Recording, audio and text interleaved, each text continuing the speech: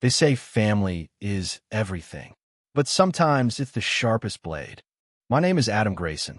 I'm 39 years old, married to a woman I once thought was the most honest soul I'd ever met. Her name is Kara. We live in a quiet corner of Oregon, just outside Eugene. Our house isn't grand, but it's ours, built with scraped savings, long weekends, and 1,000 small dreams. We were building a life. A real one. At least, that's what I believed. Kara's family is complicated. You ever meet people who smile like they've rehearsed it? That's the Jenkins family. Her mother, sweet on the outside, cold as a tax audit underneath. Her brother, Drew, loud, charming, just smart enough to make you doubt your instincts. And then there's her father, Warren, who talks like everything he says is a final word. But Kara? She was the soft spot in that ironclad family. She always told me she felt like the odd one out. A little too honest. A little too open. I love her for that.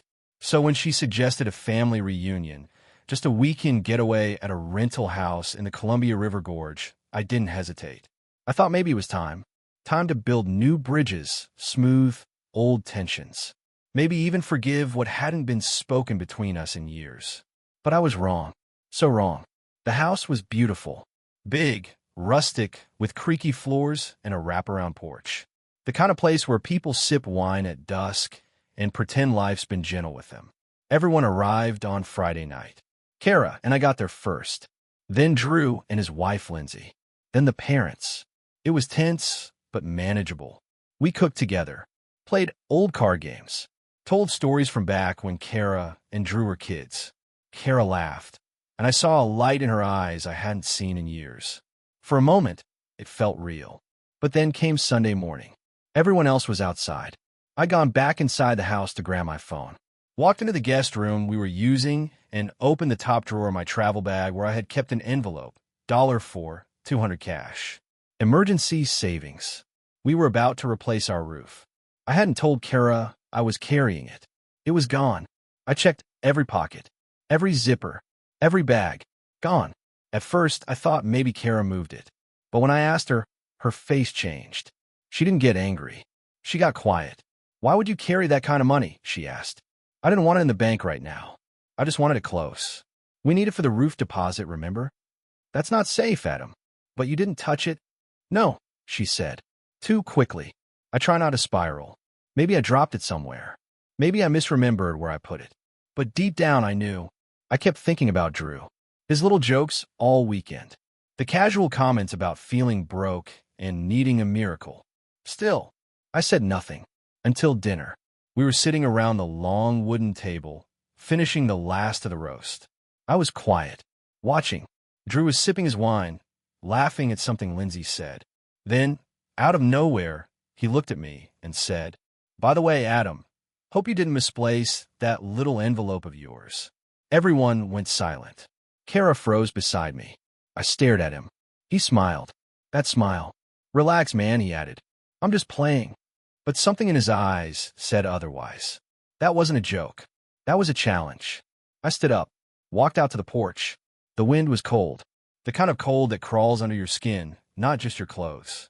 I heard Kara behind me, closing the door gently.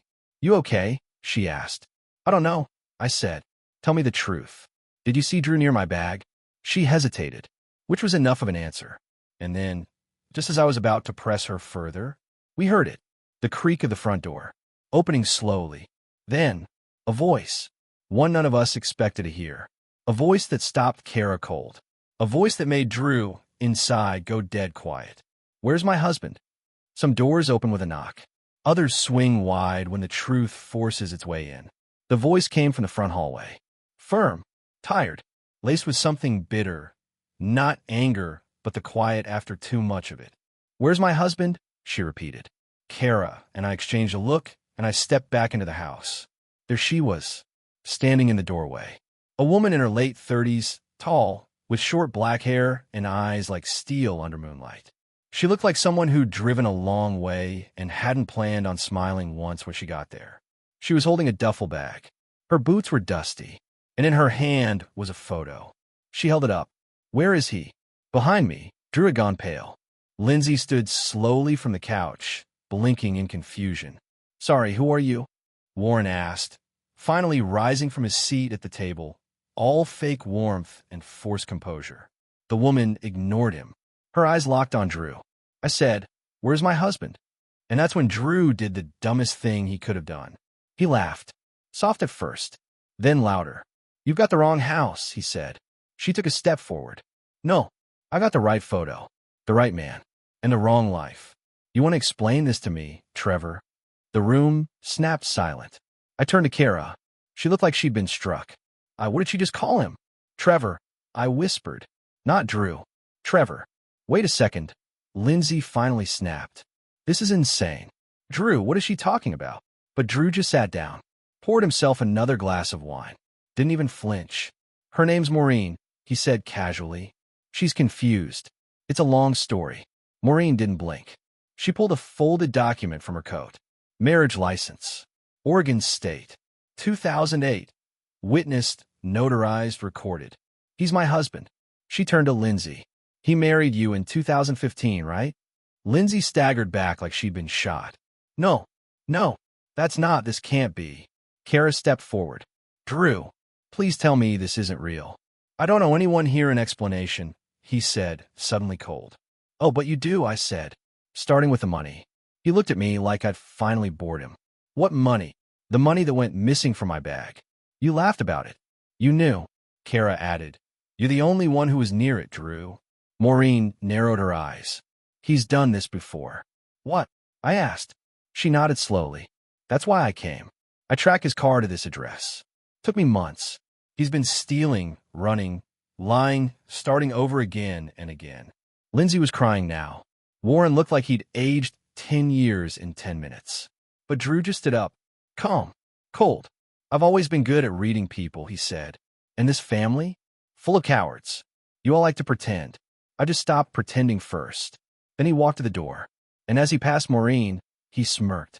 "I told you I'd disappear one day. Guess I forgot to close the door all the way." She didn't hit him, but she looked like she wanted to. And then, just like that, he was gone, out into the night. No one spoke for a long time. The weight of the truth pressed on us like a ceiling too low. I sat down on the couch, stunned. $4,200 gone. But what hurt worse wasn't the money. It was realizing how long someone like that had been sitting at our table, laughing with us, toasting fake futures. Kara leaned into me, her voice cracking. "I think I knew," she whispered. "Not all of it, but something. Something wasn't right." And then Maureen, still standing in the living room of a house she didn't belong to, said something none of us were ready for. "He's not just a con. He's dangerous. The stranger in our bloodline. A con isn't just someone who lies to you. It's someone who makes you question what was ever real." The room didn't feel like ours anymore. Maureen sat in the living room, hands clenched around a mug of untouched tea, the kind of drink offered only because no one knew what else to do. Kara sat beside me, pale, her fingers twitching in her lap. Across the room, Lindsay hadn't said a word since Trevor, left. She just stared at the door. "You said he's dangerous," I finally asked Maureen. "What did you mean?" She looked up at me. There was no drama in her voice, no flair for spectacle, just exhaustion. "He doesn't just lie. He erases, steals, reinvents. I met him in Portland in 2007. He was working as a financial consultant. Charming, confident, funny. Told me he'd grown up poor, made it on his own, didn't trust big banks. That should have been the first red flag." She paused. "We got married in 2008. Within 3 years, he drained my savings. Took out loans in my name. Said it was for a business. Then one day gone. Disappeared. I was left with $80,000 in debt and no answers." I looked to Lindsay. She had curled up against the arm of the couch, staring at the fireplace. "He told me he was an orphan," she whispered, "that his parents died when he was a kid." Warren stood by the window, stone-faced. "That boy's my son," he said. "I raised him. He grew up in this house. This is all nonsense." Maureen stood now. "You really believe that? Has he ever shown you a birth certificate? School records? Have you ever even seen a real photo of him as a child?" No one answered, because no one ever had. Kara left the room and returned with a small box of old family photos. She dumped them on the table. Lindsay and I helped her flip through them. There were photos of Drew, but none before his mid-20s. No baby pictures. No high school graduation. No teenage birthday parties. Just a man who'd walked into their lives fully formed. Kara's voice was shaky. We always thought those albums were lost in the move. He said Mom had them in a storage unit in Denver. Maureen scoffed. He told me the same story. About a storage unit in Seattle. The silence returned, thicker than before. That night, Maureen stayed in the guest room. Lindsay went to bed without speaking. Kara and I sat up late, the photo box between us. I feel sick, she said. Like my whole family's a shell. Maybe not the whole thing, I said softly. But there's rot in the center. She looked at me then. Do you think my mom knew?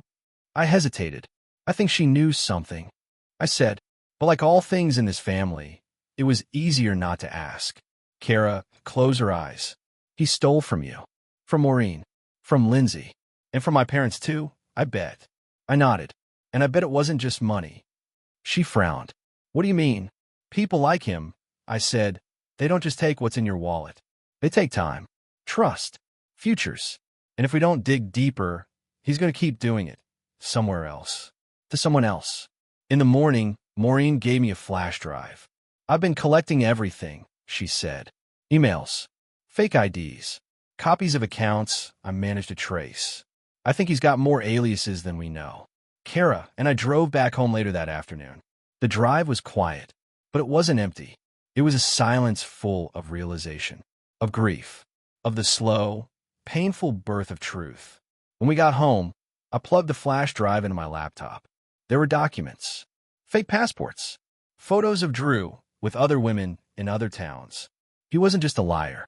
He was a ghost who wore different skins. But one folder stood out, labeled Jenkins and her Scorial. Inside were documents Maureen had found hidden in a storage unit after hiring a private investigator. Among them, a birth certificate with no father listed, a legal name change at age 24, a police report redacted, and a letter from a woman named Angela Mallory, addressed to my son. I printed the letter and read it aloud to Kara. If you're reading this, then you've gone too far. Again, you were a beautiful child, but darkness followed you everywhere.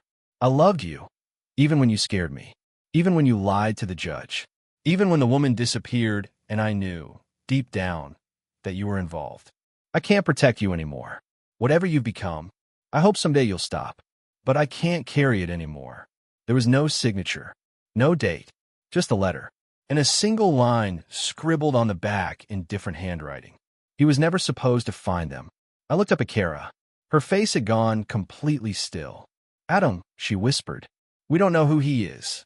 No, I said, but someone out there does. And I was going to find them.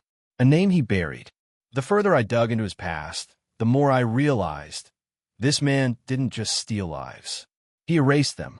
I stared at the letter for a long time after I finished reading aloud. Kara didn't speak. She just sat with her arms wrapped tightly around herself, like she was trying to hold in everything that might break if she let go. Angela Mallory. That was the first real name we had connected to Drew, or Trevor, or whatever his name actually was. The letter wasn't just heartbreaking, it was chilling. It was a confession hidden inside a plea. There had been another woman, one who disappeared, and the mother had suspected her own son. But she'd said nothing. Until now. I spent the next day digging. First, I searched public records, property deeds, arrests, obituaries, anything tied to the name Angela Mallory. Most hits were dead ends. Then I found a small article in an archive site from 2001. Local woman missing in Lewiston. Police suspect foul play. 28-year-old Hannah Baxter disappeared from her home in Lewiston, Idaho, late Tuesday evening. Neighbors reported hearing a domestic argument, but no one saw anyone leave. Police found signs of a struggle, but no body. No charges have been filed. Hannah's boyfriend, known locally as T.J. Mallory, has not been located for questioning. The case remains open. Teyot. Trevor Jenkins? Trevor John? Tyler James? It could have been anything, but the coincidence felt too specific to ignore. I showed Kara. She read the article twice and then whispered, he would have been in his early 20s then, exactly the age from which all their photos of him began. I called Maureen and told her what I'd found. She didn't hesitate. That's him, she said. I know it. Theyot. That's why he changed his name. He didn't just want to start over. He had to. I asked if she knew where Angela Mallory was now. Gone, she said. Vanished in 2004. No death record. No forwarding address. I think she was running from him, too. That night, I sat in the dark with a laptop glowing in front of me, the article up on the screen, that photo of Drew, no, TJ, laughing with a wine glass in his hand flashing through my mind. And something clicked. It wasn't just about the money, or the lies, or even the double life. It was about what he left behind in the places he disappeared from. He didn't just vanish. He made people vanish too. I made a decision. The next morning, I took a trip to Lewiston, Idaho. I didn't tell Kara at first. I didn't want her worrying. But I needed answers.